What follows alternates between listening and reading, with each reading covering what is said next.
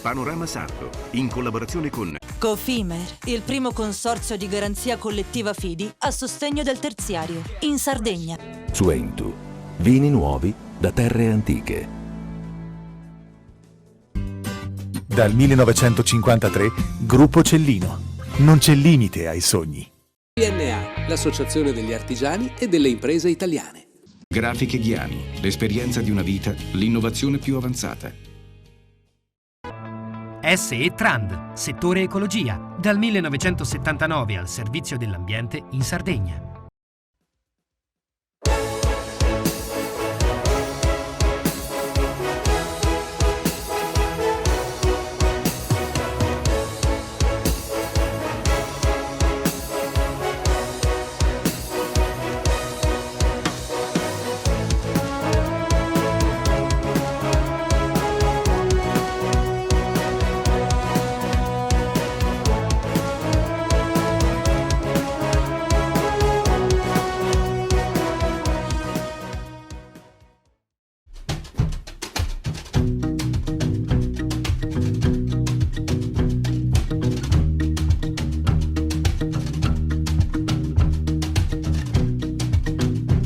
Talent Up è una nuova opportunità per gli aspiranti imprenditori della Sardegna, laureati o universitari vicini alla laurea, per costruire una startup innovativa e vincente. È un programma della Regione curato dall'ASPAL e dedicato ai giovani aspiranti imprenditori.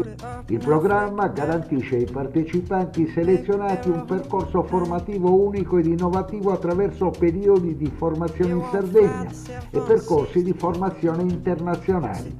L'obiettivo principale è quello di contribuire a creare una nuova generazione di imprenditori e di aumentare nel medio e lungo periodo il livello di innovazione delle imprese sarde, promuovendo lo sviluppo dell'economia regionale e facilitando l'arricchimento e l'ampliamento delle competenze tecniche ed interculturali. I destinatari di Talent Up sono i laureati e gli studenti sardi iscritti a percorsi di studio universitari che abbiano sostenuto almeno i 3/4 degli esami previsti dal piano di studio, residenti in Sardegna continuativamente da almeno 3 anni, che abbiano una conoscenza della lingua inglese almeno pari al livello B1. Per partecipare occorre avere un'idea imprenditoriale da sviluppare e considerare che dovranno essere investiti 4-6 mesi nel percorso formativo previsto dall'avviso pubblico, parte dei quali saranno svolti all'estero. Il percorso formativo avrà una durata di circa 4 settimane a partire indicativamente da maggio 2022 e vi parteciperanno un numero massimo di 60 candidati. La formazione potrà essere svolta anche in lingua inglese e prevede il 90% in presenza. La formazione propedeutica si svolgerà nel lab di manifattura tabacchi a Cagliari. E parliamo adesso della formazione all'estero, che è rivolta a un massimo di 25 partecipanti, garantirà un'esperienza formativa unica ed internazionale.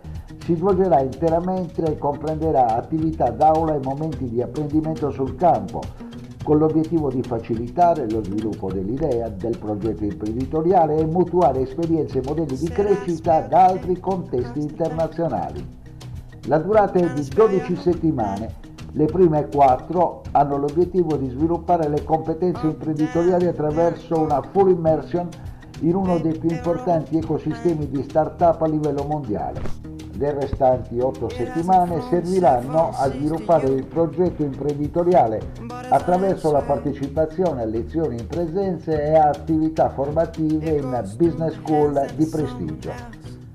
Al termine dell'esperienza, e solo se tutte le fasi formative precedenti siano state completate con successo, si avrà la possibilità di usufruire di un supporto tecnico specializzato da parte delle strutture regionali, come il Centro Regionale di Programmazione e Sardegna Ricerche, anche in collaborazione con l'ASPAL per supportare l'avvio e lo sviluppo di nuove imprese innovative sul territorio regionale. Per parlare dei dettagli del programma e far conoscere meglio l'iniziativa agli interessati, sono previsti una serie di incontri pubblici Il primo si è svolto a Cagliari il 9 febbraio, il prossimo a Carbonia il 16, a Nuoro il 23 febbraio, gli incontri di Olbia Oristano e Sassari e l'evento finale online sono in fase di definizione. I candidati potranno presentare la domanda di partecipazione entro e non oltre le ore 23:59 del 28 febbraio prossimo.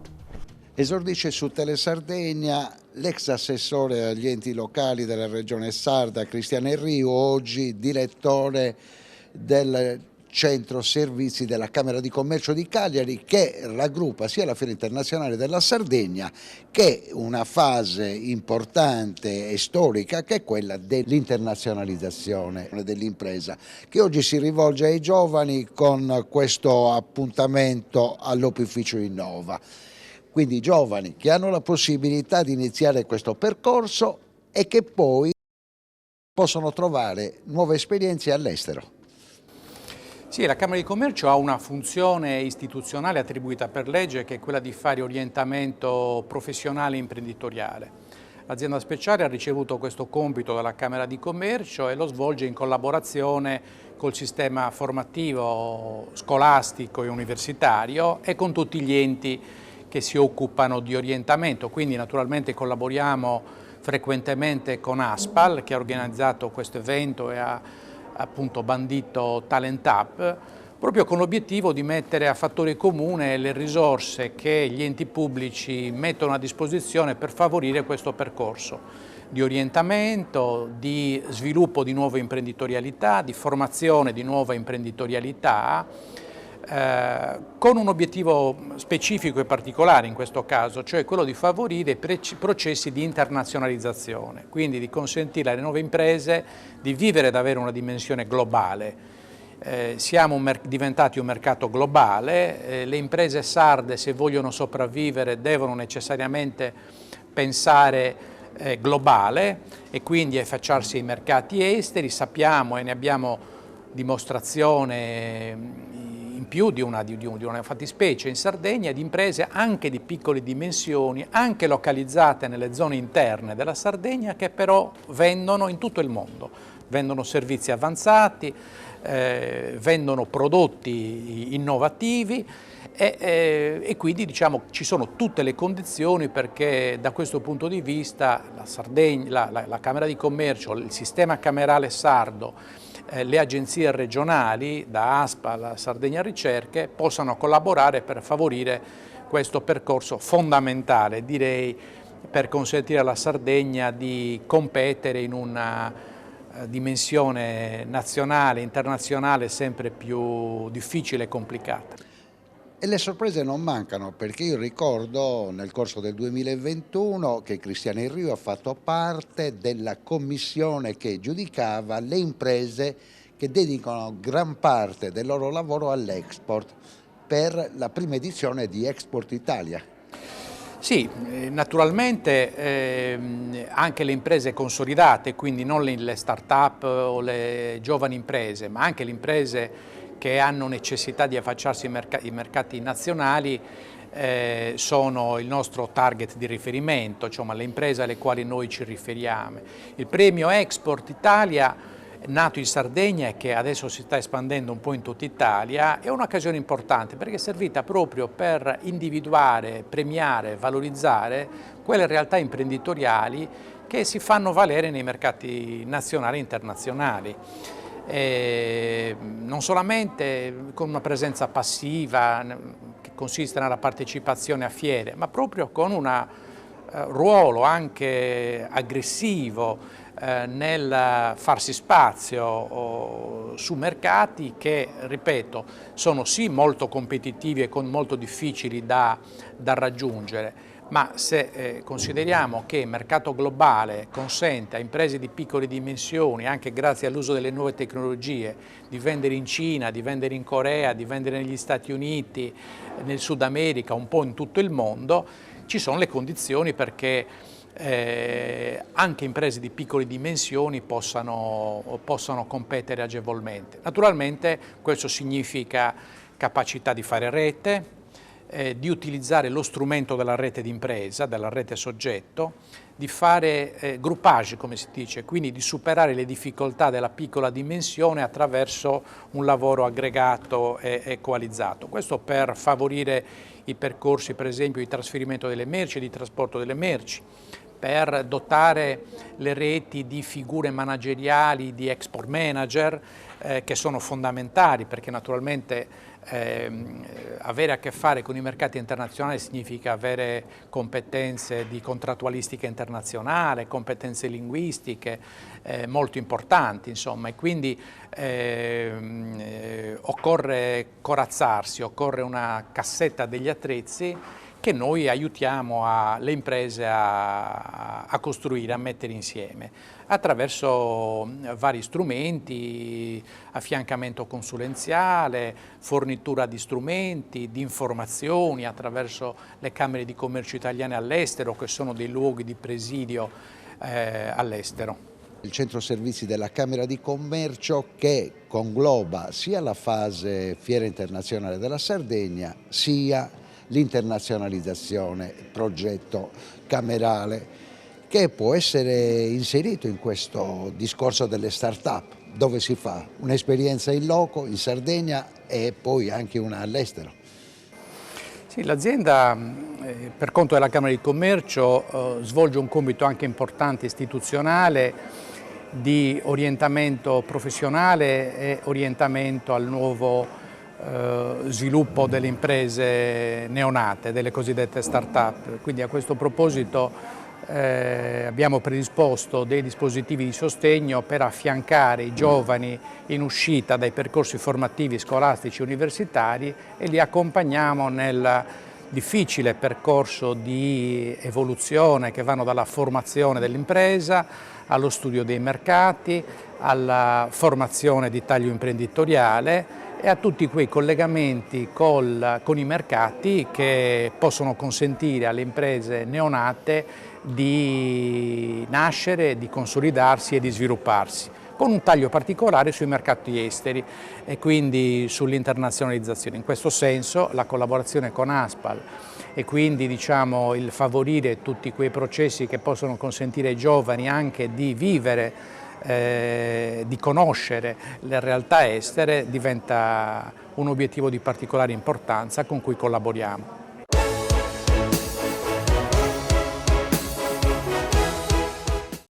Cofimer, consorzio di garanzia collettiva Fidi, dal 1977 a sostegno del terziario. Il partner migliore nella ricerca di finanziamento più adatto a voi e nella trattativa per ottenere un fido alle migliori condizioni. Cofimer, il primo consorzio di garanzia collettiva Fidi a sostegno del terziario, in Sardegna.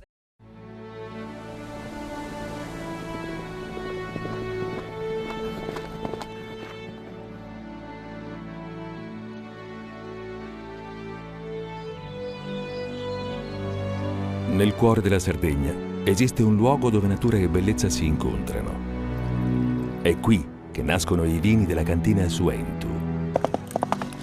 Suentu, vini nuovi da terre antiche. Fai impresa, la fai bene, meriti credito. Le garanzie diventano importanti. Il fondo di garanzia agevola il tuo accesso al credito. Se una banca ti presta denaro, hai garanzia a prima richiesta. Se ottieni 100, la garanzia copre fino a 80. La maggior parte delle garanzie è gratis. Il dettaglio sul sito spheres.it. Tutto inizia da un amore. Le farine, i mangimi, la pasta, le fette biscottate, la distribuzione, l'ospitalità. Dal 1953, Gruppo Cellino. Non c'è limite ai sogni. Difficile rapporto con le banche? Conta su CNA. CNA, l'associazione degli artigiani e delle imprese italiane. Siamo la più grande industria tipografica della Sardegna. Dall'81 stampiamo tutte le tirature, su tutti i supporti e con le tecnologie più avanzate del settore, garantendoti elevatissima qualità e la più totale dedizione e cura. Grafiche Ghiani, l'esperienza di una vita, l'innovazione più avanzata. Setrand, settore ecologia. La Setrand, leader in Sardegna nel settore ambientale, si rivolge alle amministrazioni pubbliche e alle aziende dell'isola. Mettiamo a disposizione la nostra struttura organizzativa, fornendo un valido supporto per la gestione di tutti i rifiuti speciali, pericolosi e non pericolosi, in linea con la nostra certificazione EMAS.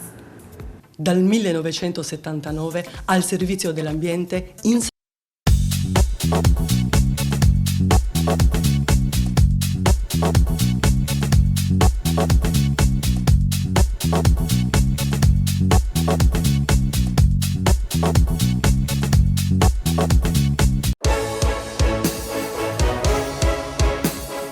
E siamo alla seconda parte della trasmissione, lasciamo il mondo delle start-up e provvedimenti per promuovere l'internazionalizzazione con l'ASPAL e il centro di servizi della Camera di Commercio di Cagliari Oristano protagonisti. Adesso parliamo dell'ultimo report curato dall'ufficio studi della CNA, la Confederazione Nazionale dell'Artigianato, e ne parliamo con il segretario regionale Francesco Porcu. Nel vostro ultimo comunicato, che ci aiuta molto nel nostro lavoro, si parla di due temi in modo particolare. Nella crisi sanitaria, l'impatto dei costi energetici, la mancanza di liquidità e le difficoltà di accesso ai finanziamenti. Il governo si è attivato per quel che riguarda il sostegno alla spesa energetica, ma quello del credito rimane uno dei problemi in assoluto da risolvere. Senza ombra di dubbio, anche perché, come abbiamo più volte rilevato nel corso di questi ultimi anni e negli ultimi mesi, la situazione è andata via via aggravandosi, la restrizione dei finanziamenti, la mancanza di liquidità è uno degli aspetti su cui bisogna che davvero il governo nazionale, ma anche la regione, mettano mano, perché in Sardegna, peraltro, come rileviamo da tempo, le imprese sarde si approvvigionano del denaro a tassi che sono tra i più alti d'Italia. Abbiamo segnalato, e da questo punto di vista la nostra Confederazione sta operando affinché ci siano dei processi di proroga e di allungamento del periodo di restituzione dei crediti per quanto riguarda il discorso delle moratorie a livello nazionale, ma ci sono anche delle cose che segnaliamo e che noi pensiamo possano essere fatte anche a livello regionale. Andiamo per ordine. Voi chiedete che venga istituito dalla Regione un fondo rotativo di piccolo credito. Chiediamo che venga istituito anche perché alle iniziative che la Regione ha preso con l'istituzione del fondo BEI, destinando anche somme ragguardevoli, oltre 200 milioni di euro, le modalità con cui il fondo è stato costituito in termini di operatività e di erogazione delle provvidenze era una modalità che concentrava con massimali davvero molto alti l'erogazione di queste risorse. Quindi oltre 200 milioni di euro che però sono serviti a sostenere questa necessità per un campione, davvero una platea molto ristretta di imprese, appena poco più di 200 imprese.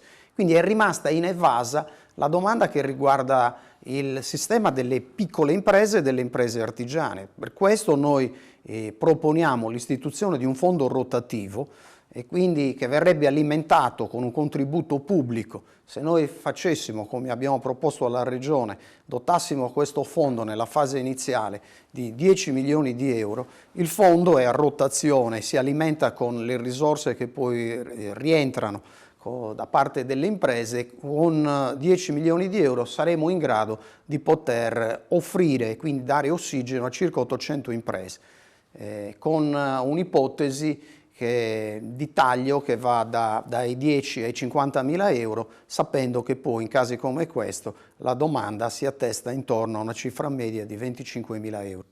Chi è che dovrebbe gestire questo fondo?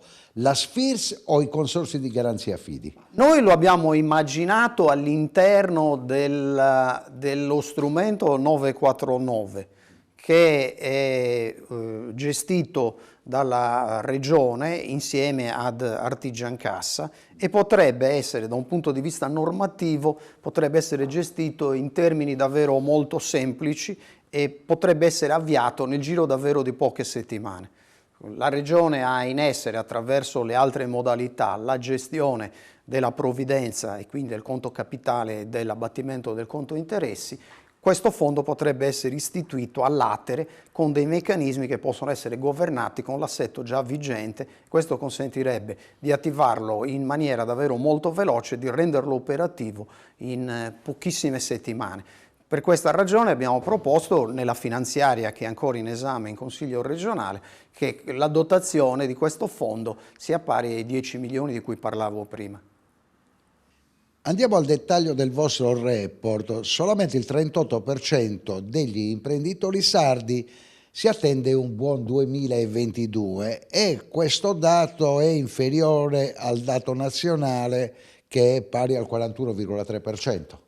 Sì, questa rilevazione è una rilevazione che è stata compiuta ai primi di dicembre, quando ancora il caro energia, il caro bollette non aveva assunto proporzioni così vistose e drammatiche, ma questa è una percentuale che sale. Stiamo compiendo un'indagine, una rilevazione in questi giorni e sale ancora la preoccupazione perché da un lato il caro prezzi, la difficoltà di accedere al credito e soprattutto il caro energia sono elementi di grandissima preoccupazione perché stanno di fatto bloccando la ripresa economica che noi avevamo stimato nell'ordine del 4%, ma che probabilmente se soprattutto il caro energia continuerà, come dire, a flagellare il sistema produttivo così come vediamo nel corso di queste settimane, queste stime dovranno essere riviste al ribasso. Il 37% delle imprese intervistate dall'ufficio studi di CNA ha detto di essere stata costretta a ridimensionare il proprio progetto di sviluppo 2022 e questo va a impattare negativamente per la Sardegna sul dato nazionale che è pari al 30%. Sì, le prospettive di queste settimane inducono ovviamente le imprese a rivedere i programmi per il 2022 e quindi lì c'è una capacità, diciamo, produttiva che di fatto viene ridotta in ordine ai fenomeni di cui parlavamo, credito, energia, che ovviamente creano questo tipo di preoccupazione, inevitabilmente impattano anche sulle prospettive. Può sembrare un paradosso, le imprese sono in una fase in cui sono davvero piene di commesse e di lavoro, ma ovviamente non sono in grado di portarlo a termine perché con i costi del caro materiali, quindi dei prezzi e soprattutto dell'energia, sono fuori mercato. Parliamo adesso dell'impatto negativo che ha avuto sul super bonus 110% il fatto che sono state trovate, soprattutto nel sud Italia, molte imprese che hanno bleffato e questo ha immobilizzato la situazione di molti istituti di credito che dovevano partecipare al discorso e questo è un problema. È un problema il decreto che è stato fatto da parte del governo che blocca la cessione dei crediti oltre una certa misura. Questo di fatto ha creato una condizione. Ecco, ma devo dire, Porcu, che voi l'avevate previsto questo problema.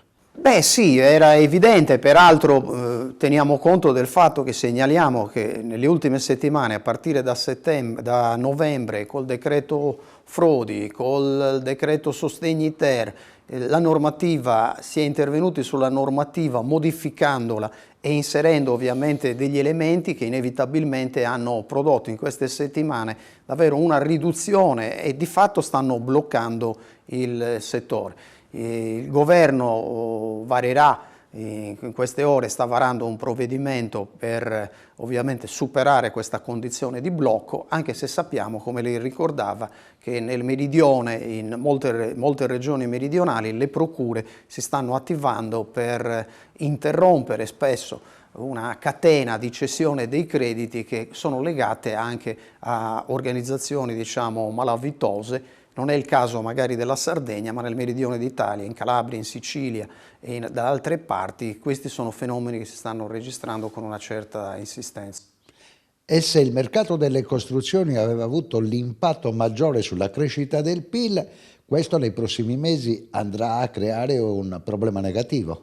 Sì, già gli effetti che si sono prodotti in questa prima fase sono tali da indurre tutti gli istituti a rivedere le stime della crescita e quindi già si prevede che nel 2022 questi elementi di cui parliamo possano bloccare o produrre una decrescita che viene stimata nell'ordine di quasi 1 punto percentuale, quindi un effetto davvero molto forte sull'andamento del PIL e della ricchezza prodotta. Che va a sommarsi alla crescita dell'inflazione dopo 10 anni. Che va a sommarsi a un fenomeno inflattivo che rispetto alle prime fiammate perdura e che ovviamente desta preoccupazione perché è un'altra zavorra che viene messa sulla ripresa economica che era avviata, come abbiamo sostenuto tutti, con una forte propensione.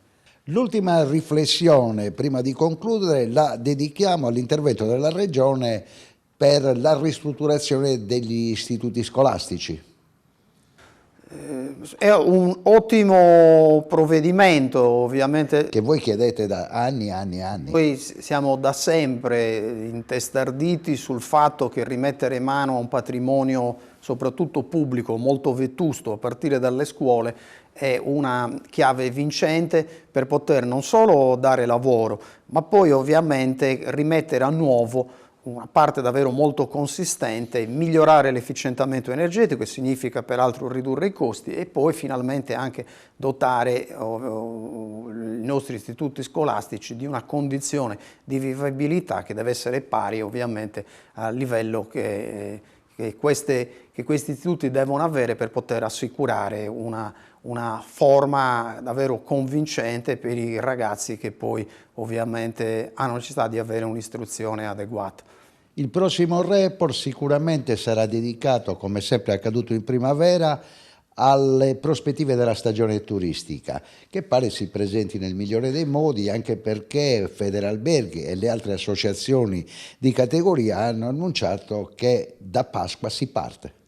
Sì, come abbiamo peraltro già detto nel report che abbiamo prodotto nei primi 9 mesi, nonostante ovviamente non siamo ancora ai livelli pre-pandemici del 2019, la Sardegna ha prodotto una performance notevole. Noi abbiamo avuto una crescita che è 3 volte superiore a quella del dato medio nazionale. Quindi ci sono tutte le condizioni, al netto dei problemi di cui parlavamo prima, per poter davvero consolidare una condizione di ripresa. Ci auguriamo che a partire da marzo-aprile anche la pandemia ovviamente consenta ai voli internazionali, ai volumi di traffico che sono attesi anche ovviamente dall'estero, che è una parte molto rilevante, sappiamo intorno al 50%, e quindi ci auguriamo davvero che questa stagione sia davvero una stagione nella quale noi riprendiamo un'espansione dei volumi tali a quelli che abbiamo avuto prima della pandemia. Grazie davvero Francesco Porcu, segretario regionale della CNA, la federazione che riguarda il mondo artigiano nell'isola. Adesso andiamo con la linea di regia e poi ci occupiamo di 2 temi, moneta virtuale e crowdfunding. Grazie Porcu. Grazie a voi, buon lavoro.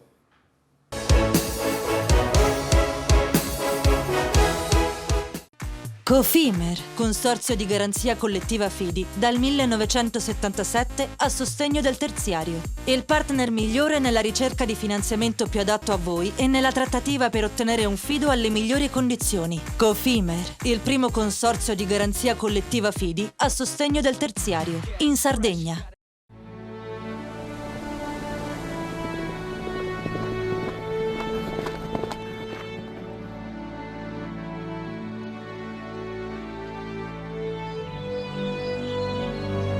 Nel cuore della Sardegna esiste un luogo dove natura e bellezza si incontrano. È qui che nascono i vini della cantina Suentu. Suentu, vini nuovi da terre antiche.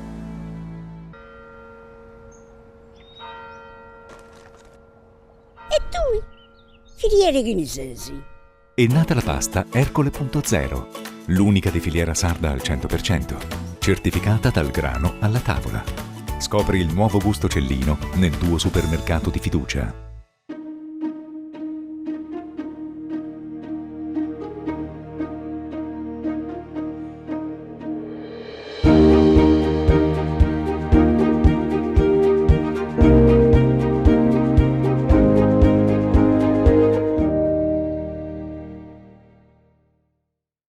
Fai impresa, la fai bene, meriti credito. Le buone idee viaggiano con le garanzie. Il fondo di garanzia è dalla parte delle imprese sarde che vogliono superare la stretta creditizia. I dettagli sul sito sfirso.it. Meno scartoffie e più efficienza? Conta su CNA. CNA, l'associazione degli artigiani e delle imprese italiane.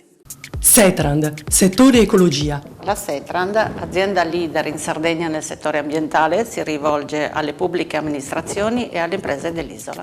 Forti delle nostre competenze e dei nostri mezzi, realizziamo bonifiche di siti inquinati anche da amianto. Dal 1979 al servizio dell'ambiente in Sardegna.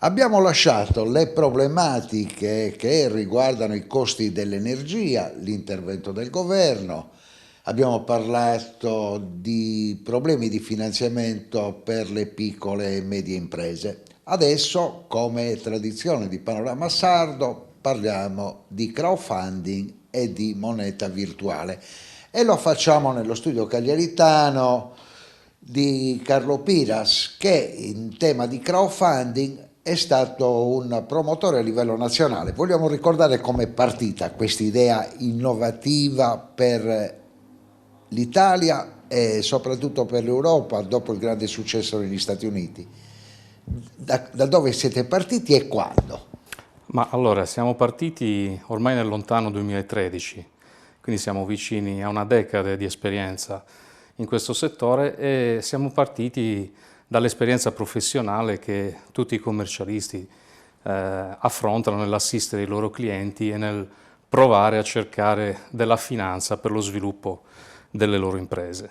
Questo attraverso i canali tradizionali, anche a causa di una certa vischiosità della normativa europea, si è fatto negli anni sempre più complesso e allora abbiamo sfruttato le opportunità concesse dal decreto Passa del lontano 2012 per provare a portare la finanza dei privati su tutte quelle piccole imprese, piccole e medie imprese, soprattutto a vocazione innovativa, quindi le start-up innovative, ma poi anche a quelle non prettamente innovative, quindi a tutte le piccole e medie imprese, e a metterle in contatto con la finanza privata, dando la possibilità di accedere a un canale, a un mercato del capitale che fino a quel momento, diciamo, alternativo rispetto alla tradizione, al mondo finanziario, la banca e gli istituti finanziari.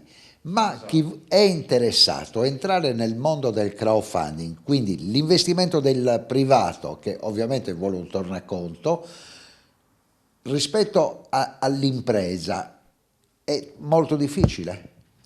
Sì, è complesso prima di tutto per un fatto culturale. In Italia la propensione al rischio dell'investitore, anche di quello istituzionale, è molto bassa rispetto a quello che si può riscontrare nel mondo anglosassone. Però ci sono degli elementi che, grazie anche alle nuove tecnologie, hanno agevolato mettere in contatto questa voglia di investire nelle piccole e medie imprese che possono dare anche rendimenti interessanti nel lungo periodo perché devono ancora esplicare tutto il loro potenziale di crescita e quindi un'opportunità in più per gli investitori che negli ultimi anni hanno visto rendimenti molto spesso vicini allo zero, quando non negativi, degli investimenti tradizionali. Col crowdfunding qual è il valore dell'interesse positivo oggi per l'investitore? Medio? Allora, qui un fatto statistico induce sempre a una riflessione di prudenza, quindi ciò che diciamo deve essere sempre interpretato alla luce di questo. È evidente che vale sempre la regola rischio-rendimento. Trattandosi di iniziative che nascono quindi ad alto rischio, il rendimento, quando va bene, è molto importante, quindi si possono avere percentuali vicine al 100% o in alcuni casi anche multipli di crescita del capitale investito.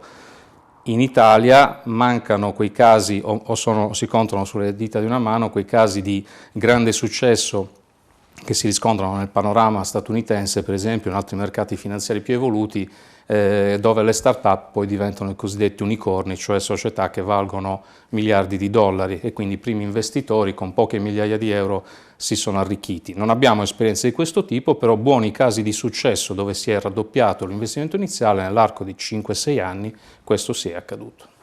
Ecco, negli ultimi 9 anni, noi siamo ormai tanto tempo che parliamo di questo argomento, quanto è cresciuto il settore del crowdfunding in Italia?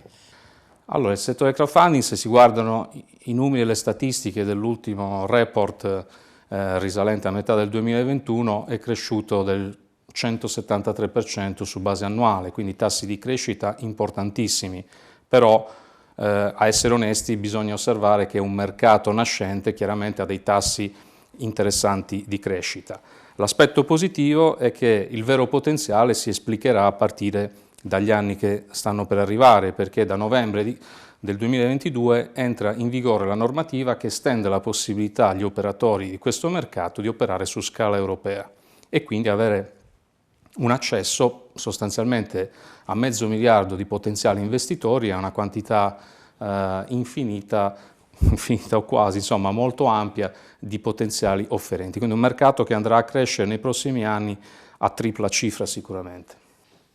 Riassumendo, quindi la piazza privilegiata dello sviluppo del crowdfunding è la rete?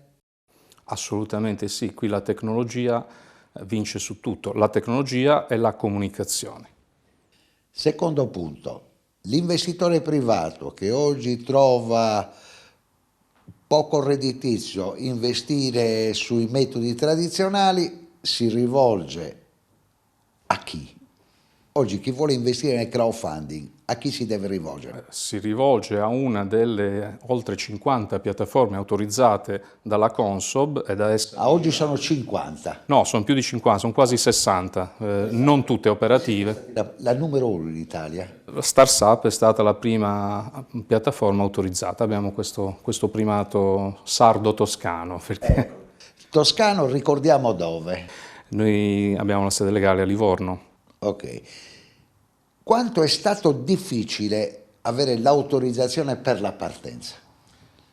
Allora, è stata, per un professionista abituato a questo tipo di attività, una normale pratica burocratica. Oggi con la passaportazione europea della licenza, i requisiti e le difficoltà di accesso a questo mercato, la vigilanza si fa molto più stringente, quindi sarà sempre più complesso perché di fatto viene riconosciuto alle piattaforme di crowdfunding un ruolo di operatore finanziario professionale, quindi molta attenzione soprattutto per la tutela degli investitori, cioè dei consumatori. Ecco, da chi è garantito l'investitore? L'investitore, allora, garantito in senso stretto da nessuno, diciamo che approdando a un'offerta su una piattaforma vigilata ha la garanzia almeno che l'investimento proposto è stato sottoposto alle regole di compliance previste dalla Consob e chiaramente alle ulteriori verifiche professionali che il gestore del portale fa per evitare di mettere online dei titoli, tra virgolette, spazzatura. Però è evidente... Ecco, nella sua esperienza, dottor Pilas, quante volte è accaduto di trovare il problema? Ma fino ad oggi fortunatamente non è accaduto, però per onestà bisogna riconoscere che delle oltre 800 campagne di crowdfunding andate online su tutte le piattaforme italiane non tutte hanno avuto successo. Chiaramente ci sono stati anche casi di fallimento, il mercato è ancora giovane quindi questo tasso di fallimento magari non è eclatante. Quanto è?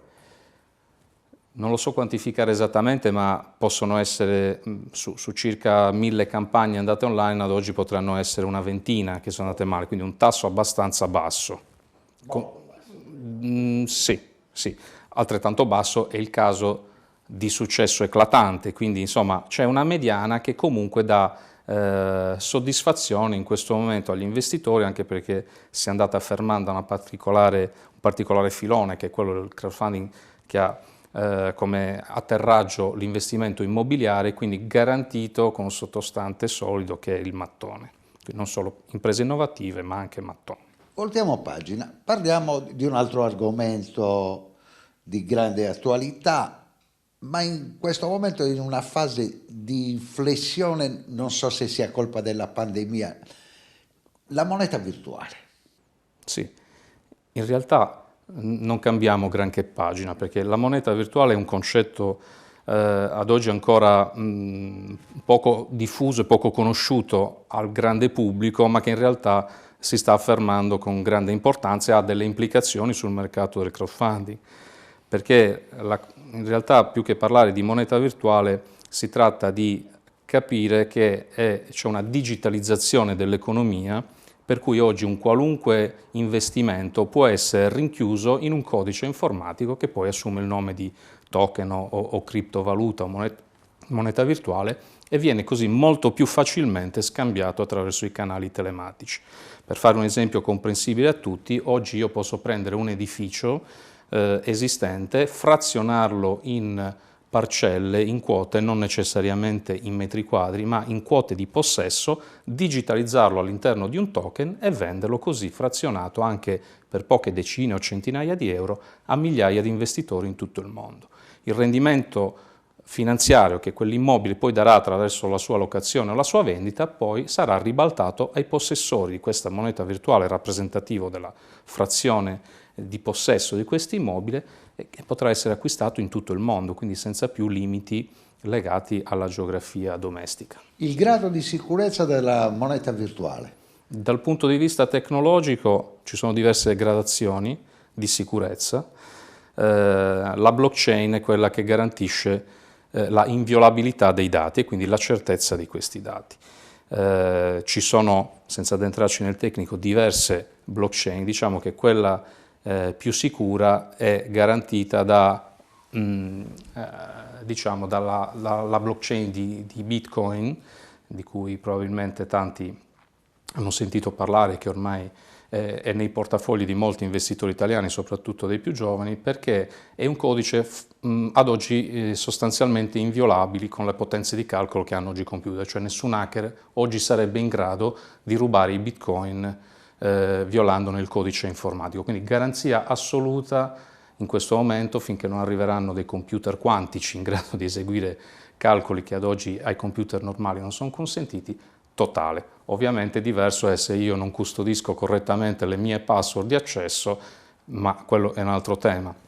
Se mi rubano le password mi rubano anche i bitcoin, però formalmente altrimenti questa operazione è oggi impossibile. Abbiamo previsto un orizzonte di crescita a novembre 2022 molto importante per il crowdfunding. Per quel che riguarda invece lo sviluppo della moneta virtuale?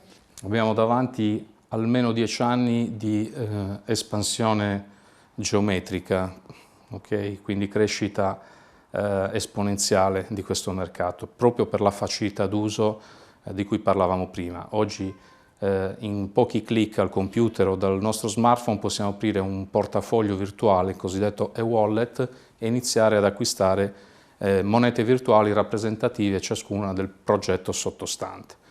Questo apre uno scenario gigantesco in finanza e soprattutto offre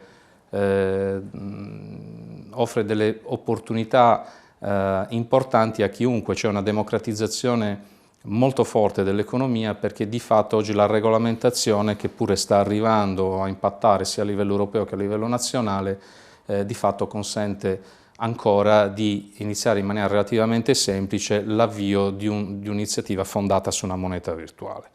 Se ricorderà, abbiamo parlato in precedenti chiacchierate della possibilità di utilizzare questa tecnologia anche a beneficio delle attività sociali e delle attività di amministrazione pubblica, coinvolgendo per esempio i cittadini direttamente su investimenti che riguardano le città, offrendo dei tools, quindi degli strumenti per poter partecipare anche economicamente, anche finanziariamente, ma anche sotto l'aspetto di progettualità, quindi offrire dei contributi anche di tipo come dire, professionale su progetti di interesse collettivo, contribuendo con quello che ciascun cittadino può fare se ritiene meritevole quella determinata iniziativa. Quindi un supporto ulteriore all'azione pubblica di amministrazione e di investimento sul territorio con una ricaduta diretta, ma soprattutto misurabile, quindi certificata, misurabile e non modificabile, per cui i soldi che vengono messi su un determinato progetto poi li vanno senz'altro, perché questo è garantito dallo smart contract. Quante sono le imprese che oggi accettano la moneta virtuale? Non saprei quantificare il numero, ma so per certo che sono in fortissima crescita. Oggi un giorno potrà accadere che io vado in una concessionaria e compro un'auto con la mia moneta virtuale. Con la sua moneta virtuale dipende, nel senso che deve essere comunemente accettato che quella moneta virtuale rappresenta un valore di scambio. Ecco, se quell'impresa che vende automobili la riconosce, è possibile. Sì, dobbiamo fare una distinzione. Ci sono valute a corso legale, quindi forzoso, che per legge assolvono il debito del debitore nei confronti del suo creditore, cosiddette legal tender. Per esempio in alcuni stati del mondo è stato già adottato il Bitcoin, che è la più nota di queste monete virtuali, come legal tender, quindi come valuta legale, che può tranquillamente circolare e deve essere accettata da chiunque come mezzo. E io potrò arrivare un giorno a pagare le tasse con la moneta virtuale? Questo accade già in diversi paesi d'Europa, proprio con il Bitcoin, in Svezia, in Svizzera. In tante economie sta crescendo questa adozione legale. Probabilmente già da quest'anno assisteremo a alcuni stati degli Stati Uniti, più altri paesi del mondo, a cominciare da quelli che hanno le economie più vessate dal tasso di inflazione, all'accettazione di questa moneta legale, di questa moneta virtuale avente corso legale. Ancora due curiosità. Esiste un'età media nella quale è più facile fare un discorso che riguarda il crowdfunding e la moneta virtuale? Direi senz'altro che le fasce più giovani, dai 20 anni ai 40, sono quelle sicuramente più interessate, però non mancano casi di investitori anche istituzionali che in età avanzate credono molto in questo tipo di investimenti e stanno, soprattutto negli Stati Uniti, investendo miliardi di dollari in questo tipo di economia. Ci sarà uno sviluppo gigantesco, ma soprattutto, oltre che sviluppo finanziario, ci sarà uno sviluppo di idee e di applicazioni pratiche legate a questo mondo che recheranno benefici diffusi. Questo è il nostro futuro, dottor Piras? Io ci credo molto, sono convinto che soprattutto grazie alla freschezza delle nuove generazioni questa adozione crescerà in maniera esponenziale e poi è un mondo appassionante perché consente veramente applicazioni sia per i progetti di impresa ma anche per i progetti a valenza sociale, che sono qualcosa che personalmente vedo molto di buon occhio.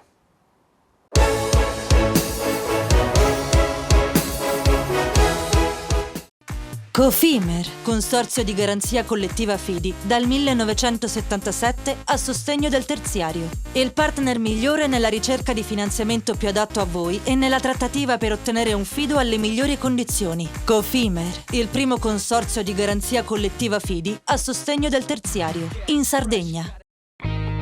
Nessuno lotta per la tua impresa? Conta su CNA. CNA, l'associazione degli artigiani e delle imprese italiane. Siamo la più grande industria tipografica della Sardegna. Dall'81 stampiamo tutte le tirature, su tutti i supporti e con le tecnologie più avanzate del settore, garantendoti elevatissima qualità e la più totale dedizione e cura. Grafiche Ghiani, l'esperienza di una vita, l'innovazione più avanzata. Tutto inizia da un amore. Le farine, i mangimi, la pasta, le fette biscottate, la distribuzione e l'ospitalità. Dal 1953, Gruppo Cellino. Non c'è limite ai sogni.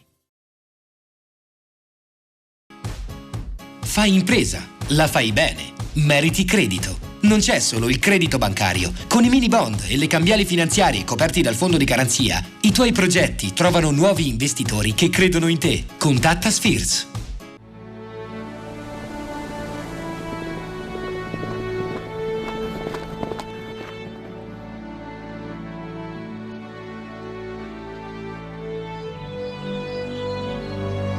Nel cuore della Sardegna esiste un luogo dove natura e bellezza si incontrano. È qui che nascono i vini della cantina Suentu. Suentu, vini nuovi da terre antiche. Setrand, settore ecologia.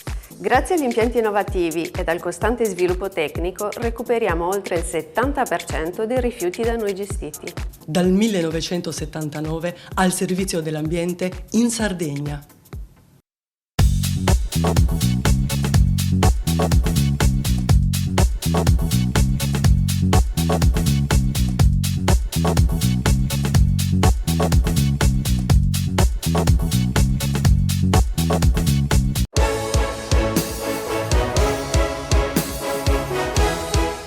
Un progetto che nasce tra la collaborazione di associazioni neurologi territoriali della Sardegna e la struttura complessa di medicina nucleare. Dottor Boero, Michele Boero è il direttore di questa struttura. Dottor Boero, qual è la cifra scientifica e medica di questo progetto che insiste sul territorio? Intanto si tratta di due patologie di grandissimo impatto, non solo clinico ma anche sociale. Va detto questo, soprattutto le demenze, sappiamo che carico di sofferenza portano non solo ai pazienti che ne sono vittime ma anche ai loro familiari. Abbiamo pensato di organizzare un percorso su queste patologie proprio dedicato ai pazienti territoriali. Queste sono patologie già di per sé gravi ma che acquisiscono una gravità ancora maggiore sul territorio per le ataviche note carenze organizzative e strutturali in cui il territorio versa.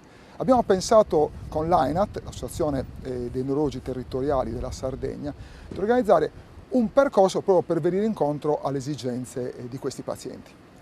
Il territorio sottolineava, quali sono le disfunzioni che andrebbero coperte e quale sarà il ruolo, oltre che dei neurologi, anche dei medici di medicina generale? Il territorio ha una carenza strutturale innanzitutto. Sul territorio non si trovano tutte le specialità che in varia misura concorrono alla gestione di questi pazienti. Mi viene da pensare per esempio alla medicina nucleare. Quello che accade spesso purtroppo è che questi pazienti territoriali che iniziano il percorso magari proprio dal loro medico di medicina generale o dal neurologo, dal geriatra territoriale, poi devono per forza andare in quello che si definisce ospedale per eseguire prestazioni appunto come quelle di medicina nucleare che non trovano il loro territorio, per eseguire magari determinate terapie, o parliamo anche di casi complessi, e poi magari o non tornano sul territorio oppure quando tornano hanno perso comunque completamente il contatto col loro medico di fiducia e anche col territorio di provenienza. Ecco, questo corso ha lo scopo invece di creare un continuum assistenziale tra il territorio ospedale e l'ospedale. Non a caso il titolo del corso è Percorso clinico assistenziale territorio ospedale territorio, proprio per significare, per sottolineare il fatto che il percorso di questi pazienti comincia e finisce nel territorio e passa nell'ospedale soltanto per i casi di elevata complessità oppure appunto per quelle metodiche diagnostiche che non trovano spazio, che non sono possibili, non sono erogabili nel territorio. Dottor Boero, la pandemia ha messo ancora in evidenza con maggior forza, dolore e sacrificio quelle che sono le disfunzioni del territorio. Da dove si riparte? Si riparte dalla collaborazione. La parola, secondo me, chiave è proprio collaborazione, inclusione. Collaborazione vuol dire che il paziente territoriale viene inviato dal suo specialista, viene avviato anzi, o dal medico di medicina generale o dallo specialista territoriale in un percorso dove è pienamente definito e nettamente definito chi fa che cosa e dove lo fa e dove sono assicurate soprattutto le tempistiche. Le tempistiche delle diagnostiche, della diagnosi è fondamentale. La diagnosi precoce è l'unica strada in queste patologie per poter instaurare quanto più precocemente possibile la terapia adatta, il che consente a questi pazienti molto complessi di avere una qualità di vita dignitosa ed accettabile. Ma lei ha un paziente di Agius in Gallura piuttosto che di Mamoiada in Barbagia, di Nugis nel Sulcis o o magari anche nell'Oristanese, che tipo di consiglio dà se in famiglia c'è una demenza, un morbo di Parkinson? Intanto gli consiglio di rivolgersi immediatamente alle strutture territoriali. Le strutture territoriali hanno una valenza strategica fondamentale, non a caso la riforma sanitaria che questa giunta ha promosso va proprio in questa direzione, nel potenziamento della medicina territoriale, che è un asset strategico per evitare innanzitutto l'assembramento dei pazienti in ospedale, che in periodo di pandemia, visto che lei ne parlava, riveste, come dire, un ruolo, un'importanza fondamentale. Dire a questo paziente: fatti seguire inizialmente dal tuo medico di fiducia e poi vediamo, ci sono dei percorsi, abbiamo creato un percorso, entra nel percorso sapendo che poi ritornerai al tuo medico di fiducia, però con un carico di informazioni condiviso tra tutti gli specialisti che partecipano alla tua patologia, e questo è il punto fondamentale. Il paziente che entra in un percorso di questo tipo si sentirà accompagnato dall'inizio alla fine di questo percorso. Possiamo ricordare quali sono le date, quali sono gli step di questo percorso? Sì, allora il corso verrà esplicitato, la nostra proposta operativa verrà esplicitata l'8 e il 9 aprile in un evento che si svolgerà qui nel nostro ospedale, nella nostra azienda Arnas Brozzu, presso l'Aula Azza. Ma prima vi saranno due eventi di formazione, rispettivamente l'11 e il 25 marzo, in cui la medicina nucleare incontrerà gli specialisti territoriali per uno scambio di conoscenze, per uno scambio di esperienze. La medicina nucleare sempre più assume un ruolo rilevante, soprattutto nella diagnostica precoce di queste patologie. A nostro giudizio è importantissimo che lo specialista abbia confidenza con queste metodiche per poter richiedere nella maniera appropriata e per poter utilizzare al meglio le numerose e importanti informazioni che queste metodiche possono offrire. Lei ha usato un concetto in precedenza e anche in altri consessi, quello di presa globale del paziente. Deve essere una risposta obbligata della sanità. Assolutamente, si parla tanto di presa in carico globale, ma a mio parere la presa in carico globale si ottiene soltanto col concetto dell'accompagnamento. Il paziente viene accompagnato all'inizio del percorso, viene accompagnato durante il suo percorso, viene accompagnato alla fine del percorso e nel territorio trova tutte le risposte dopo la terapia per il follow-up. Ecco perché è importante potenziare comunque la medicina territoriale. Questi pazienti hanno diritto di essere curati a casa loro, vicino nel loro luogo di nascita. Che ruolo ha la famiglia in questo a casa loro? La famiglia ha un ruolo fondamentale, basti pensare a una patologia come l'Alzheimer per esempio, dove il ruolo dei familiari è fondamentale. Il ruolo dei familiari che deve essere anche un ruolo sostenuto. Spetta chiaramente, come dire, al sistema sanitario fornire ai familiari tutti gli strumenti per poter affrontare al meglio, sia da un punto di vista psicologico, ma anche da un punto di vista operativo, questa difficilissima malattia. Quando si parla di avvicinamento anche tra voi specialisti, di una presa in carico globale, i neurologi, i medici di medicina nucleare, quindi i radiologi e soprattutto la medicina di famiglia, il medico di medicina generale, avete fatto un riferimento anche ad altre esperienze, ad altre buone pratiche magari in altre regioni d'Italia? Intanto devo dire che la nostra azienda qui, l'Arnas Brozzu, si caratterizza proprio, ha tra i suoi asset strategici fondamentali l'implementazione dei percorsi. Numerosi percorsi clinico-assistenziali sono stati implementati nel recente passato, quindi diciamo che chiaramente il benchmarking, cioè il riferimento alle esperienze importanti, mi viene da pensare per esempio al Veneto o all'Emilia Romagna, sono fondamentali per poter mutuare quelle che sono le pratiche più opportune, le pratiche più virtuose. Ma devo dire con orgoglio, rivendicare con orgoglio il ruolo della mia azienda, che in questo veramente è capofila sicuramente in Sardegna, ma in prima fila anche in ambito nazionale, per la strutturazione di percorsi in cui la collaborazione tra i professionisti rappresenta l'asse strategico fondamentale per addivenire ai risultati migliori in termini di risposte di salute dei pazienti. Quali sono anche a grana grossa i numeri di impatto, di incidenza, insomma, della demenza, del Parkinson? Possiamo provare a quantizzare? In Sardegna purtroppo non abbiamo un registro, sono però soprattutto la demenza è una patologia in continuo aumento, perché è vero che oggi le terapie, anche quelle oncologiche, hanno determinato un aumento della vita media delle persone, però in questo caso c'è il rovescio della medaglia, cioè l'incremento della vita media produce più anziani e l'età è un fattore di rischio per entrambe le patologie, sia per l'Alzheimer ma anche per il morbo di Parkinson. Quindi è importantissimo creare delle strutture, dei percorsi in cui i pazienti possano essere veramente identificati e presi in carico nelle fasi precoci proprio anche per un problema di risparmio di spesa sociale. Più avanti la malattia, più sono costose le cure. Quindi diagnosi precoce che si può ottenere però a mio parere soltanto attraverso la strutturazione di percorsi con ruoli e ambiti ben definiti. Torniamo un pochino a quello che era il ruolo della famiglia e quello del paziente. Ci sono dei segnali premonitori che i familiari con un anziano a casa e quindi in carico possono avvertire e così iniziare ad aprire, come dire, accendere la scintilla perché se ne occupi prima il medico di famiglia del territorio, quindi il neurologo, quindi voi nell'ospedale? Sì, ci sono dei segni premonitori che possono essere, però non è semplice, soprattutto le demenze molto spesso hanno un inizio subdolo. Le demenze inizialmente, a seconda della zona del cervello colpita, hanno diverse manifestazioni, possono essere alterazioni del comportamento soprattutto, mi viene da pensare anche a esperienze di carattere personale. Ho avuto anch'io parenti che avevano delle ossessioni, comportamenti disinibiti, manie di persecuzione, però sono anche situazioni che nelle persone anziane sono frequenti, per cui non sempre è semplice. Non bisogna sottovalutare questi sintomi, questo è il mio consiglio. Quando c'è un sintomo di questo tipo, rivolgersi immediatamente al medico di fiducia. 10 secondi per ripetere le date. 11 e 25 marzo gli eventi medicina nucleare incontra la neurologia territoriale, 8-9 aprile percorso clinico assistenziale ospedale territorio ospedale per i pazienti affetti da disturbi del movimento e disturbi cognitivi.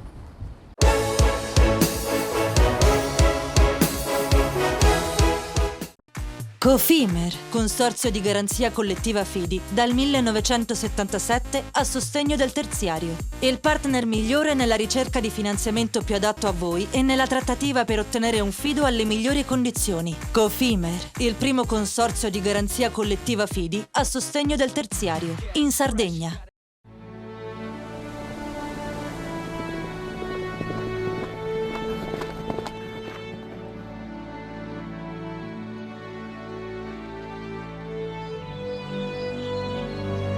Nel cuore della Sardegna esiste un luogo dove natura e bellezza si incontrano. È qui che nascono i vini della cantina Suentu. Suentu, vini nuovi da terre antiche. Fai impresa, la fai bene, meriti credito. Le garanzie diventano importanti. Il fondo di garanzia agevola il tuo accesso al credito. Se una banca ti presta denaro, hai garanzia a prima richiesta. Se ottieni 100, la garanzia copre fino a 80. La maggior parte delle garanzie è gratis. I dettagli sul sito sfirso.it.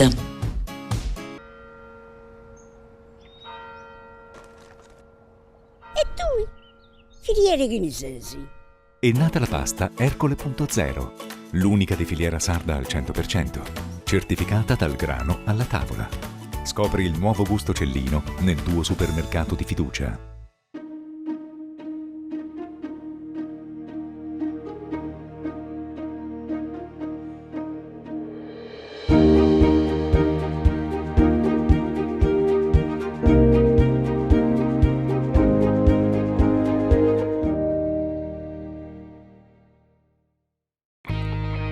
Difficile rapporto con le banche? Conta su CNA. CNA, l'associazione degli artigiani e delle imprese italiane. Setrand, settore ecologia. Siamo in grado di attivare il pronto servizio ecologico in caso di emergenze con potenziale contaminazione delle matrici ambientali. Dal 1979 al servizio dell'ambiente in Sardegna.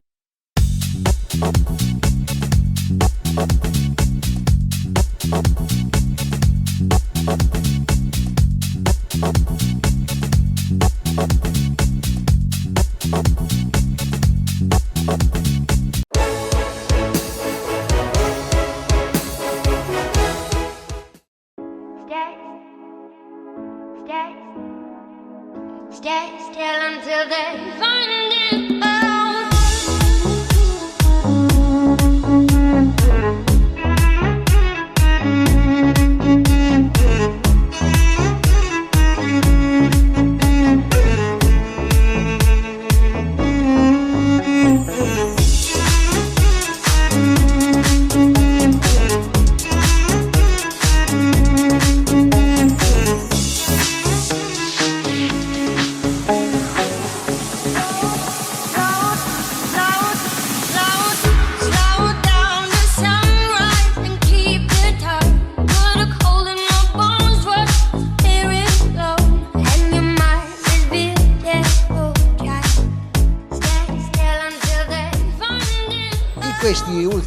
due blocchi della trasmissione ci occuperemo in maniera approfondita di enologia con l'inaugurazione del Centro Studi Nazionali della Cultura Enogastronomica e delle analisi sensoriali degli alimenti e delle bevande.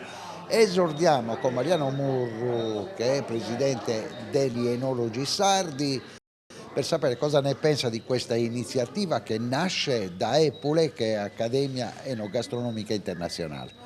Una bellissima iniziativa che sicuramente sarà utile a tutto il settore, non solo agli appassionati, per conoscere meglio i nostri prodotti e soprattutto far conoscere meglio al pubblico anche esterno tutte le eccellenze che produce la Sardegna. Poi non dimentichiamoci che l'associazione nazionale, quindi ha delle sedi anche in altre regioni ed è già operativa, quindi è particolarmente importante anche perché non si occupa solo di vino, ma di vino e anche di tutti gli altri prodotti gastronomici della Sardegna, che raccontati insieme non fanno che rafforzare l'immagine importante della nostra isola, ecco, anche in questi termini. Quindi parlare dei formaggi abbinati ai vini o ai mieli o gli oli, giusto per citarne alcune, uniti anche ad approfondimenti, ecco, su tutto quello che è la nostra storia, la nostra cultura, sicuramente aiuterà ancora di più a comunicare tutto quello che facciamo e che possiamo, ecco, offrire agli appassionati, non solo ripeto, di vino, ma anche di tutti gli altri nostri prodotti. Quindi siamo felicissimi, da presidente di Assenologi sono ben contento di collaborare con Angelo, che è uno stimatissimo professionista che opera da tantissimi anni, ecco, nel settore, è sicuramente una delle persone più qualificate e riconosciute non solo in Sardegna ma anche a livello nazionale e internazionale. Presidente Murru, parliamo della stretta attualità. Questa iniziativa della Comunità Europea di inserire nelle etichette del vino il problema della pericolosità dell'alcol. Che cosa ne pensate? Siamo assolutamente contrari, anche perché qua non si fa una distinzione tra uso e abuso e sappiamo benissimo che differenza c'è tra ecco, il bere il vino secondo le nostre modalità e quindi quelle della dieta mediterranea e invece un utilizzo smodato, come spesso succede nei paesi del nord Europa, dove non esiste una cultura, ecco, del bere il vino, non esiste la nostra dieta, quindi il vino è un tutt'uno con la nostra storia, le nostre tradizioni e le nostre abitudini anche enogastronomiche, per cui è inscindibile da quello che riguarda il nostro vivere quotidiano, quindi metterla alla pari di altri prodotti che possono effettivamente essere dannosi per la salute, non riteniamo che sia assolutamente accettabile. Quindi ci siamo opposti sia come associazione enologi, uniti a tutti i rappresentanti di filiera, a partire dall'Unione Italiana Vini, Confagricoltura, Coldiretti, insomma su questo siamo tutti d'accordo. Speriamo, come pare, che le proposte di modifica presentate dall'onorevole De Castro e dal suo collega vengano oggi accettate. Comunque ci sono oltre 150 parlamentari che sono a nostro favore e anche la commissaria ha già in qualche modo fatto capire che ci sarà una distinzione tra uso e abuso. Questo concetto sembra banale ma è importantissimo, è fondamentale anche per evitare che il vino venga messo alla stessa stregua delle sigarette con le indicazioni in etichetta il vino fa male o può essere cancerogeno. Ecco, non c'è nessuna attestazione scientifica che porti direttamente, ecco, al dire il vino porta a un aumento di tumori, anzi semmai il contrario, ci sono tantissime ricerche che dicono l'opposto. Ecco, questa dichiarazione è stata fatta proprio ieri anche dal presidente dell'OIV, dall'Organizzazione Internazionale du Vin, che appunto sottolineava che dal punto di vista scientifico non c'è nulla che attesti questa loro affermazione. Dunque bisognerà fare un distinguo, ovviamente noi lo siamo sempre stati, anche con associazioni e manifestazioni come Wine Moderation, dove ci siamo preoccupati di educare il consumatore, cioè bisogna spiegare ovviamente che un uso sconsiderato di vino può ovviamente, come tanti altri prodotti, portare danni alla salute, ma questo mi pare scontato. Due osservazioni: fino a che punto in questa battaglia siete aiutati dai cugini della Spagna e della Francia? Ma siamo sicuramente aiutati, solo che sì, effettivamente appare un po' strano che sia stato un francese, se non ricordo male, in qualche modo a portare avanti questa teoria. Ma io ritengo che ci sia stata un po' di confusione. Ecco, nel momento in cui si riesce a fare un distinguo, ecco, tra l'uso e l'abuso, il tutto verrà chiarito e verrà riportato nei giusti termini. Chiaramente siamo molto preoccupati, ma prima di tutto perché, ripeto, il vino fa parte della nostra storia, delle nostre tradizioni, dunque non può essere messo alla stessa stregua di altri prodotti che vengono consumati, che sono dannosi alla salute. Ma poi c'è anche un discorso economico, perché se il vino viene bollato come un prodotto che fa male alla salute, vengono meno tutta una serie di finanziamenti che invece sono necessari a tutto il settore che in questi 2 anni ha avuto tantissimi problemi, però nello stesso tempo ha fatto anche degli investimenti per poter in qualche modo rinascere e ripartire. Dunque, considerando anche questi possibili finanziamenti, se vengono a mancare questi 100 milioni di euro di finanziamenti per il settore, chiaramente ci saranno grossi problemi, senza contare che le perdite che si avrebbero anche da parte del consumatore, che vede in etichetta indicato un qualcosa che ti fa male, che fa male alla salute, cioè è un qualcosa che non è inaccettabile, ma io sono anche fiducioso sul fatto che si riesca a sistemare il tutto, come è successo in tante altre occasioni. Chiaramente il sud d'Europa dovrebbe farsi sentire un po' di più, perché non è la prima volta che i nostri prodotti di eccellenza vengono attaccati, ma mi allargherei anche al discorso del Nutri-Score, che secondo noi è assolutamente altrettanto inaccettabile, perché è una maniera semplicistica, troppo semplicistica, di dire che un prodotto fa bene e l'altro fa male, e sarebbe sicuramente dannoso ai nostri prodotti e ai nostri piccoli produttori, perché si rischia che un prodotto industriale raggiunga un punteggio superiore a quello invece tradizionale e saremo tutti noi consumatori penalizzati, perché andremo a comprare un prodotto industriale che probabilmente non fa bene alla salute, ma ha solo dei parametri che gli permettono di rientrare in quel contesto, e invece un prodotto artigianale, tradizionale, che fa parte della nostra cultura, della nostra storia, avrebbe magari un bollino con un colore inferiore e quindi verrebbe penalizzato per assurdo rispetto a un prodotto industriale. L'ultimissima osservazione è questo modo di muoversi da parte di Bruxelles è anche in antitesi al discorso che voi avete portato avanti negli ultimi 10 anni, il vino come base della longevità dei sardi. Assolutamente, infatti va contro questa linea, ma va contro la storia, perché di fatto è così. Noi, a parte anche nell'azienda presso la quale lavoro, ma abbiamo tanti centenari Anche oggi ho portato intorno il libro che abbiamo realizzato qualche anno fa a Senes, dedicato a 12 centenari che sono stati intervistati, di cui si è raccolta la loro storia, la loro vita.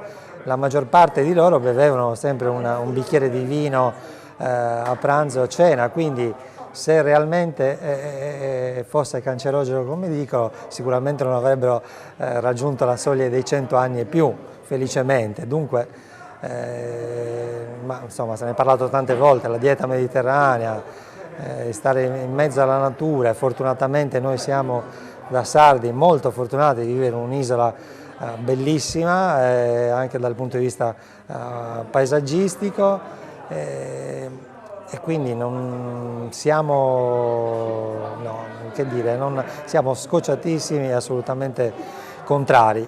Bisognerebbe che i nostri politici si impegnassero un po' di più e avessero anche più peso rispetto ai paesi del nord Europa, anche perché i paesi che si affacciano sul Mediterraneo sono ricchissimi di storia, ma anche di tanti prodotti enogastronomici che fanno dell'Europa un'eccellenza nel mondo. Grazie davvero Mariano Murru, adesso andiamo con la linea alla regia e tra poco completiamo il nostro discorso su questa inaugurazione che si è svolta a Capoterra. Grazie. Grazie a voi.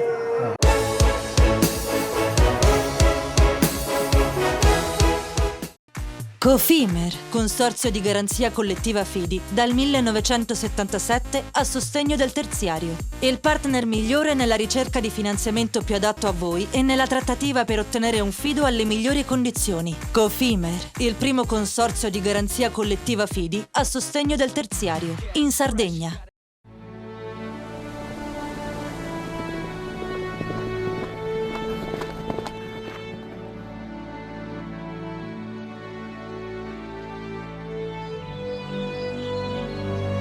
Nel cuore della Sardegna esiste un luogo dove natura e bellezza si incontrano. È qui che nascono i vini della cantina Suentu.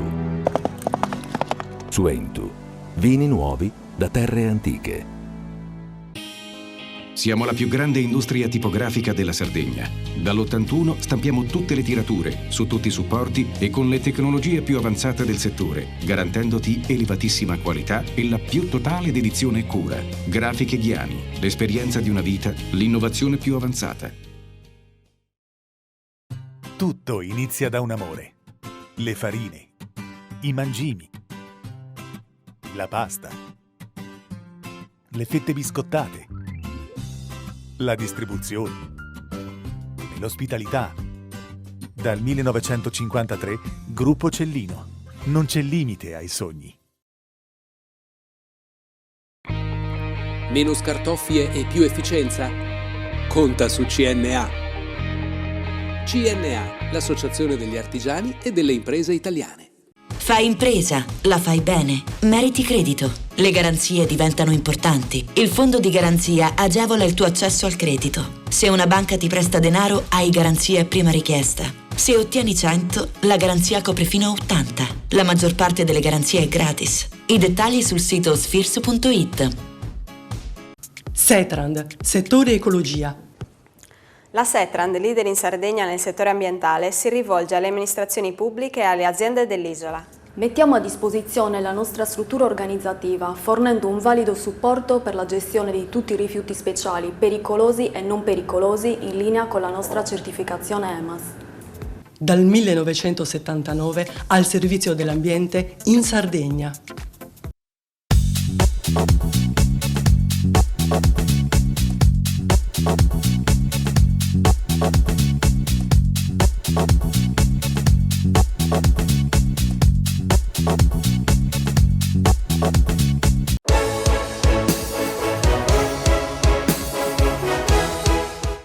Ed eccoci con Alessandra Ianni, che è fondatrice di AEPULE, Accademia Enogastronomica Internazionale. Come nasce? Quando nasce? Allora, nasce nell'ottobre 2006 da un gruppo di enologi, sommelier, giornalisti, chef appassionati di enogastronomia, che non si sentivano più riconosciuti nelle associazioni di sommelleria che erano diffuse nel 2006. Avevamo intenzione di aprirci alla gastronomia a 360 gradi e quindi volevamo creare un qualcosa di nostro. La scelta del nome Epule l'abbiamo ripescata da un termine latino che indica appunto un insieme di cibi anche con un valore, diciamo, rituale, sacrificale, i famosi epuloni che organizzavano nella Roma imperiale dei grandi pranzi pubblici. E quindi quest'idea è stata quella che ci ha animati, anche un'associazione di ampio respiro a livello nazionale, con delle delegazioni regionali, proprio per portare questo messaggio di una cultura del cibo e del vino. Oggi nasce il Centro Studi Nazionale della Cultura Enogastronomica, una giornata importante, rimandata a causa della pandemia. Che cosa vuole rappresentare? Ma vuole rappresentare innanzitutto la costanza che abbiamo avuto in questi 16 anni di mantenere un'associazione sempre viva. E soprattutto la creazione di un centro studi permette anche a livello nazionale di poterci rincontrare anche con una determinata cadenza e avere un luogo dove si può parlare di vino, degustarlo, si può cucinare, si possono ospitare anche altri ospiti anche a livello internazionale, quindi un'occasione per far crescere la nostra cultura e anche per avvicinare il pubblico, magari anche durante l'estate. Si viene in Sardegna per il mare, per le grandi bellezze, ma anche per il cibo meraviglioso e quindi questa può essere un'occasione per approfondire degli aspetti con esperti.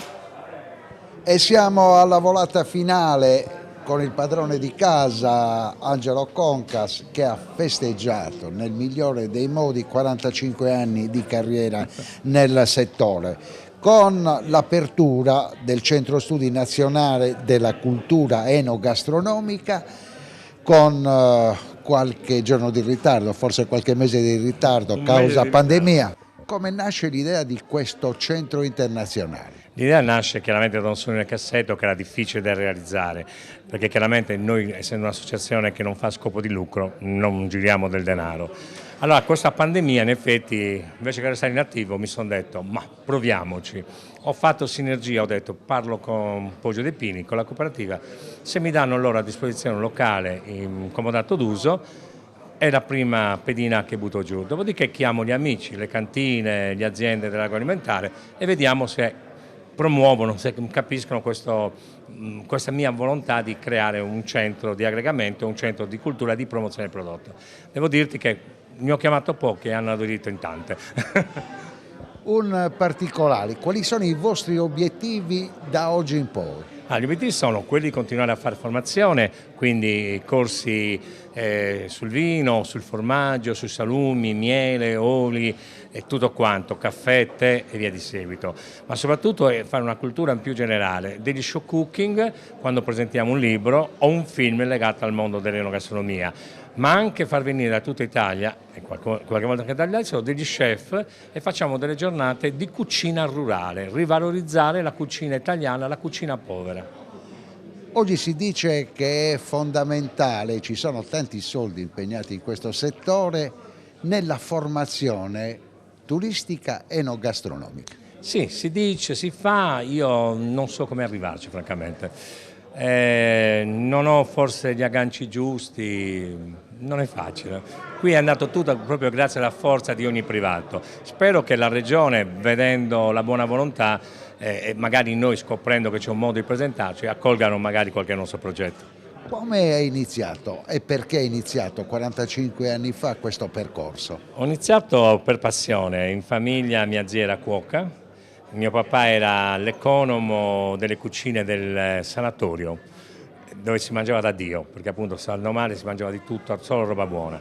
ed era anche un bravo cuoco, oltre che essere l'economo. Mia zia era veramente molto brava, io apprendevo da loro, a 6-7 anni già cucinavo, sono anche chef, tu lo sai, ho il diploma di merito anche della Federazione Italiana Cuochi rilasciatomi nel 1982. A suo tempo sono stato il più giovane sommelier d'Italia nel 78, quando mi sono diplomato, e poi una carriera chiaramente che tu conosci, giornalistica, a 360 gradi, mi occupo di tutto. Come si rappresenta la Sardegna a livello internazionale? La Sardegna a livello internazionale, se la sai rappresentare, si rappresenta molto bene. Io noto che ci sono eventi che non sono mirati nel modo giusto. Secondo me si deve investire molto perché c'è una grande, soprattutto all'estero, è percepito il prodotto sardo come prodotto di massima qualità. Vedono la Sardegna una Sardegna di terra biologica, il prodotto è richiesto. Io ogni volta che vado a fare masterclass all'estero la gente si affascina. Io quando faccio le masterclass dei prodotti racconto il territorio, perché deve esserci il legame, ci deve essere la sinergia. E dopo che hanno finito di degustare i vini, di assaggiare i formaggi, dicono c'è venuta voglia di venire in Sardegna con quelle belle immagini, con tutto. Quindi il prodotto alimentare crea turismo. Stanno per partire i titoli di coda della trasmissione. Abbiamo intervistato nel corso di questa giornata di presentazione della vostra associazione sia Mariano Murru, che rappresenta gli enologi sardi, e sia Mariano è fondatore di Epure. Ecco, a questo proposito abbiamo conosciuto anche la fondatrice Sandra Ianni, e ci ha raccontato come una decina di anni fa 16 anni fa è nato questo progetto. È nato 16 anni fa e dopo 4 anni il Presidente della Repubblica ha riconosciuto la nostra associazione, sono poche le associazioni riconosciute, e la legge dice che quando ti riconosco giuridicamente, perché è nata a Roma, con sede legale a Roma, dopo 2 anni con riconoscimento giuridico del Presidente della Repubblica, la sede si è dovuta spostare a Cagliari perché deve seguire il Presidente. Essendo io il Presidente nazionale, la sede di Epure da Roma è diventata Cagliari. Un'ultimissima cosa, il vino sardo, ne abbiamo parlato con Mariano Murru, il vino italiano. Stanno rischiando grosso a livello comunitario. Etichetta con la scritta pericoloso per la salute. Oh Gesù Maria, queste sono delle cose che ci andrebbe in misura. Io penso che non possa creare dei danni, perché chi beve il vino con intelligenza. Chi beve vino non beve vino perché deve inebriarsi, beve vino con cultura, in un bicchiere c'è storia, c'è tradizione. E chi sa bene non beve tanto, ma beve bene e beve roba di qualità. E quanto è cresciuta la qualità del vino sardo in questi tuoi 45 anni di esperienza? In maniera esponenziale. Abbiamo dei prodotti che ci riconoscono in tutto il mondo, abbiamo dei prodotti fantastici. È difficile trovare dei prodotti non buoni. In linea di massima sono tutti buoni, però siamo più sull'eccelso. Oramai viaggiamo sull'eccelso, abbiamo veramente dei grandi vini e ci sono riconosciuti da tutti i colleghi stranieri, da tutto il mondo, veramente nei concorsi. Tu sai che io sono commissario dei concorsi internazionali, giro il mondo a fare concorsi, i miei colleghi di tutto il mondo sono innamorati dei vini sardi.